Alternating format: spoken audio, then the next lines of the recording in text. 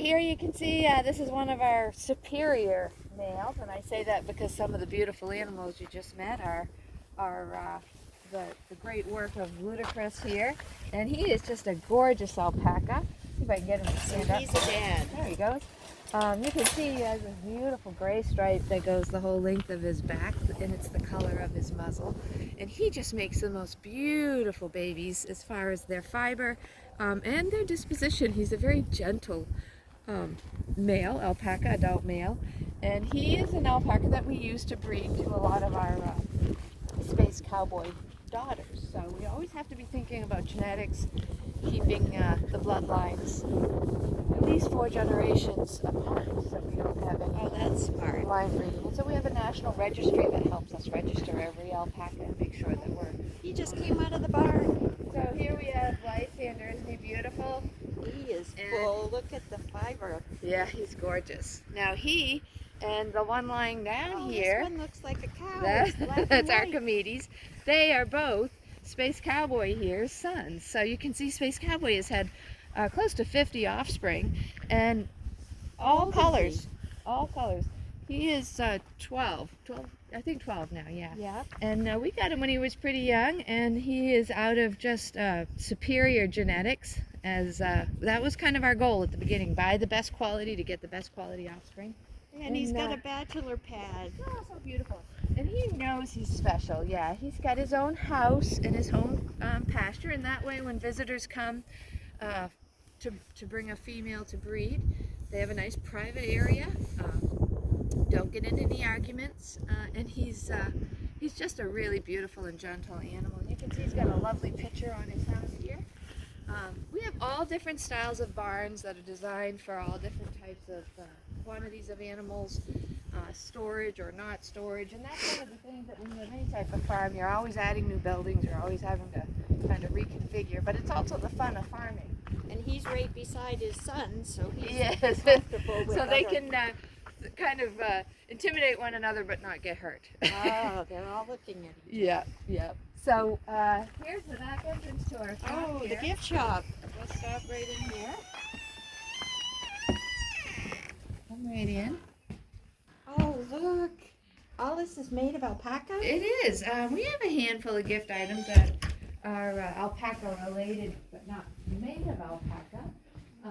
But this is all alpaca for the most part. Now, the first question people usually ask me, you're thinking it already, I'm sure, is this all made from your animals?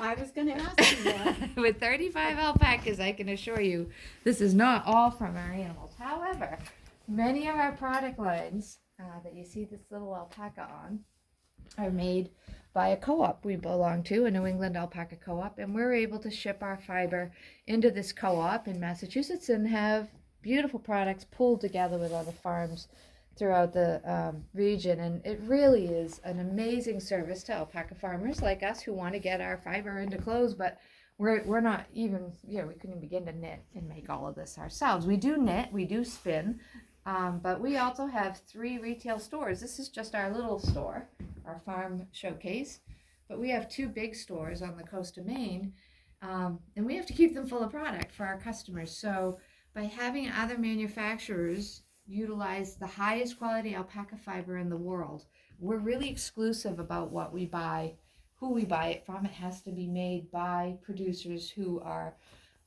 paying and treating their employees exemplary and really helping contribute to the American fiber production. So it's nice you have some that's made locally, but you said there isn't enough fiber. Is that enough animals to have it all in the U.S. yet? Yeah, being pregnant, 1 baby at a time, a whole year of gestation, it takes a long time to harvest that much fiber. So in the U.S., we've only been doing it 40 or 50 years now. We don't have a lot of fiber. So we do collect fiber from around the world, and our producers who do work for U.S. farms outside of the country are helping us make that happen too. But when people wear it, well, you already know you're wearing it. Mm-hmm. You don't want to wear anything else. And we've got socks of every kind. And today we're getting into things like these beautiful thin 80% baby alpaca. I mean, this feels like like silk. I mean, it's amazing, and yet it wears highly durably. In fact, you can wear these alpaca socks for several days without washing with no odor. We have foot doctors and people who are healthcare providers recommending alpaca for people with neuropathy. We have sportsmen that wear it. We have, outdoor adventurists. So whether you're a tennis player or you're just somebody who takes your dog for a walk or a school teacher that, is out on recess duty, this product can work. And it's very light. Some of the coats here, when you feel the weight of a coat, it's really, really light, and that's because of that fiber having those air pockets in it. So it's very lightweight, about half the weight. But it's still really warm. I know my husband's acupuncturist recommended the socks for his foot issues. Yeah, really helps increase circulation. We have people who will buy these half finger gloves. These are really great when you're somebody who gets the Raynaud syndrome, where your fingertips are numb and cold. If you wear these in the house, even it increases the circulation in your wrist. I know a lot of people who like to just have gloves on all the time. These thin ones are perfect, for when you're out and about and you're in the supermarket and you don't want to have to sanitize every handle you touch. These are really nice for that too.